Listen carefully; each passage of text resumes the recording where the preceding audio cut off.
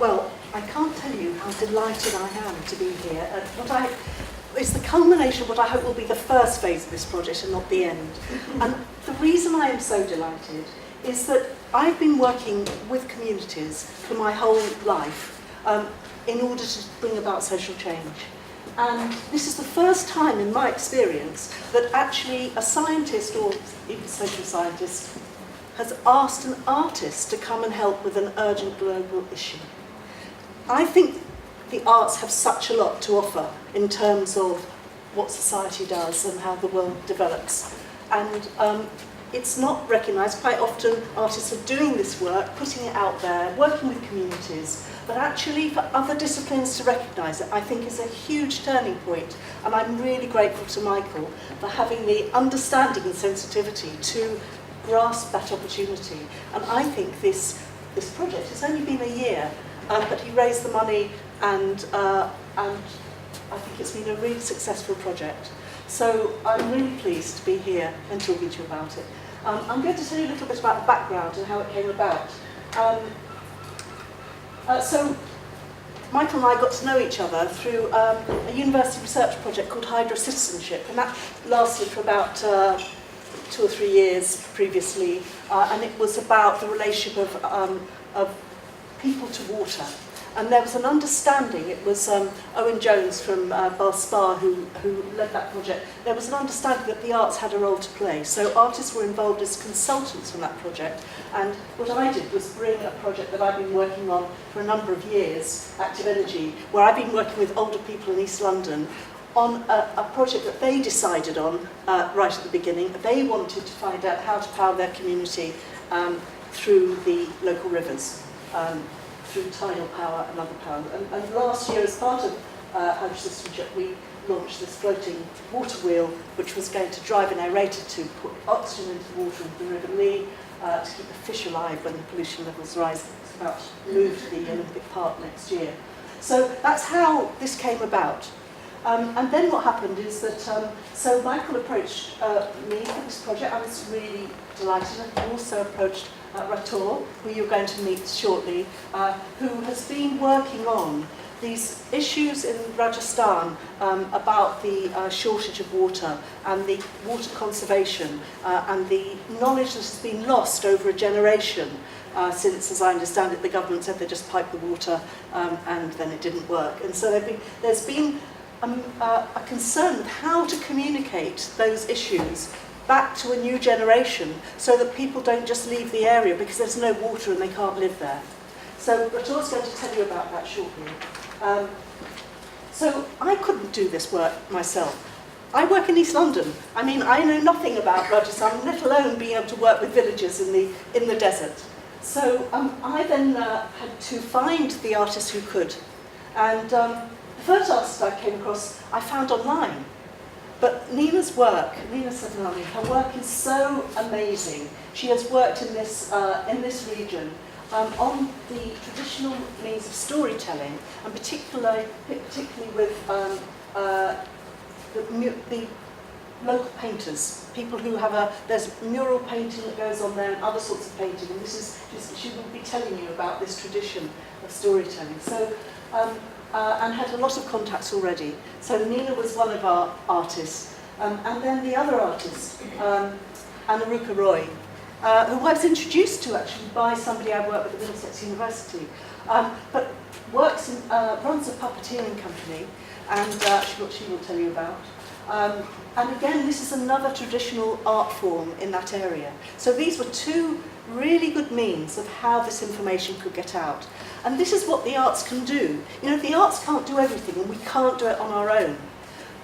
The arts are very good at communicating, celebrating, consolidating ideas, getting things out, drawing attention to things. But we're not experts in other fields. So to collaborate and to have the opportunity of working with people who really know their stuff was the thing that made this project what it is. So the fact we could work with Rator and his team, and a host of other people.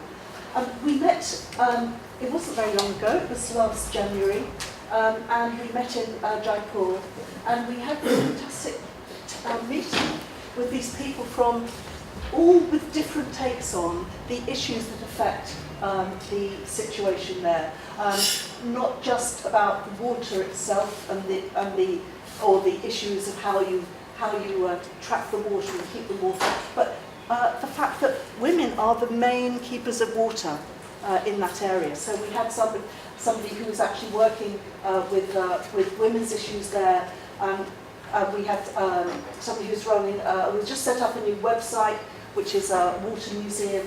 So we had this meeting where this was such a privilege. We sat around this table for a day, sharing our expertise, and out of that came the project.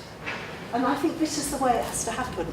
You have to start in this with this equal base, where everyone brings their skills and their knowledge, and from that you can start solving problems. We heard, and you will hear a lot more from Ator shortly, about what the challenges are in the area, about the background to it, why it's come to be like this. And when we looked at how and what he and his team has been doing to address these issues, the relationships, and this is absolutely fundamental, the relationships they've built up with the villagers in those places, those remote places, who now trust them, want to work with them. And without those relationships, we wouldn't have, as artists, we wouldn't have even been able to start.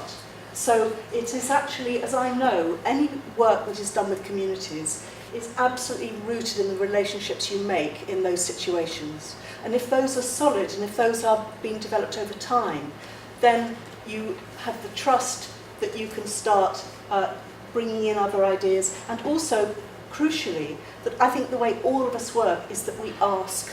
We ask people what issues are, we ask what they have to offer, we involve them. And so both these artists are people who specialise in participatory work, which involves people, but to produce absolutely professional outputs. And that's really important, because it isn't just the participation that matters in these things. It's the fact that what you produce is so good, aesthetically good, that it resonates with people and they respond to it. It's no good doing a mural. I've seen murals people do and they say, oh, but it was a kid's mural, that's why it's not very good. No way. That is no excuse. That means that artist who did that was not really on the ball. So that's why I think artists, it's a set of skills. It's a set of skills not often taught in art education, of how you work in a participatory way, but also are able to retain aesthetic value and the power of art. I run an MA in art and social practice at Middlesex University. Some of my students are here. I'm so delighted they're here. They are all doing fantastic work in this area and developing those skills, which, as I say, they don't just come easily. So we all went to Rajasthan in January. We had some fantastic visits. We went to look at step wells, amazing structures. We looked at water. We looked at how people are using water at the moment. Then we went to a village called Peshawar, and we also met the village elders. And that included the men and the women. Apparently, in those groups, the women often don't contribute. They come, but they sit at the back and they don't talk. But all our artists here are so used to working in that way that they immediately, and with some of our other colleagues, they went and sat with the women and heard from the women, because it's the women who have the knowledge of how this water was used and conserved and who will be doing it in the future. So it's possible to have these two groups and to work with them to find out what it is they have to say. And then we went to a school where we hoped the project would happen. And we met some wonderful young people. It didn't happen there because there were issues. I understand that the head teacher left, and then there were issues with whether they could do it or not. So in the end, it didn't happen here. But we will tell you more about that. Meanwhile, Nina was working in this Sharvatia. I think you still worked in that area, and and she was looking and researching at the way mural painting has traditionally been done in that area. And she sent through these fantastic images. I was absolutely mind-blown. I wish I could have been there. And then also developed a relationship with people in that village. And I'm sure you'll be showing some of these again, so I won't dwell on them. But so she worked with those people there. And I'm not going to show you any more because I'm taking you to the point that these guys are going to take over and tell you what they actually did. But I feel that the projects that have been done are fantastic, and I think this needs to be the beginning of something and not the end. Thank you very much.